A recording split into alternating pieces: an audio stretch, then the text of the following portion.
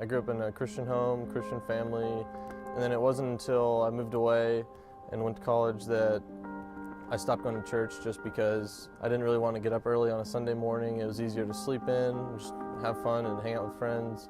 I stopped hanging around others who believed and who went to church, and eventually I considered myself more of an atheist or agnostic. I started questioning whether I believed, what I believed, whether there was a God. So a lot of the times when I asked my family and friends why they believed in God and why they were Christians, they would say stuff like, the Bible says so, or they would just tell me to look around and look at the plants and the animals, and that it's obvious that it had to be created by God. But I don't think those arguments work for everybody, especially those who don't believe in Christianity already aren't going to believe that the Bible means anything. And I had known since I grew up going to church that as a Christian you're supposed to defend your faith and try and talk to other people about it and convince them. But I realized that the friends and family I had didn't really seem to know why they were Christian, except that they had been raised that way. And so I didn't think that was a very good reason for why I should be Christian, because if I had been raised something else, then I would just be something else. So when I was at school, I noticed that there were a lot of people who said they were Christian, but I would have never guessed it if they hadn't told me.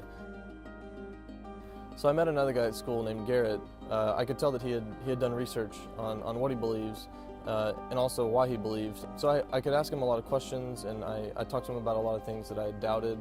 He had well thought out responses for why he believed, and he had heard a lot of the objections that I brought up before and wasn't caught off guard. He had good responses. He knew how to answer me. So that got me thinking a lot more about Christianity again.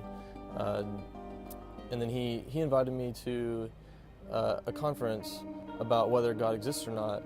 The speaker was Frank Turek, and so I decided I would go check it out, and I felt like he did a very good job of presenting some clear arguments and scientific reasons to why there's a God. And he wrote a book called I Don't Have Enough Faith to Be an Atheist.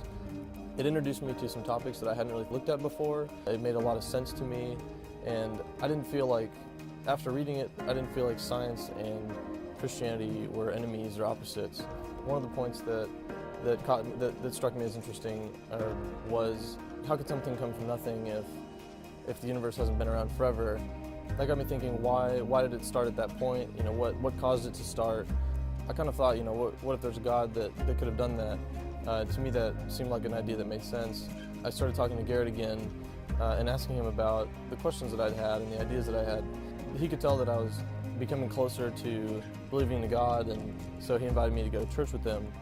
After looking into why I believed what I believe, church had a lot more meaning, and it was a lot more meaningful to go to church because it was something that I believed in, not just something that my family or my parents believed in and wanted me to do with them. So Garrett invited me to check out the Reasonable Faith group on campus, which is a group where atheists and theists can come and talk about important issues about whether or not there's a God, and they focus on scientific reasons and logical and intelligent reasons for believing in God, and it's open for discussion. So there are people there that don't believe in God, and they bring up good questions a lot. And going to that group definitely helped solidify what I believed, and it gave me strong arguments for believing in God and for what I believe.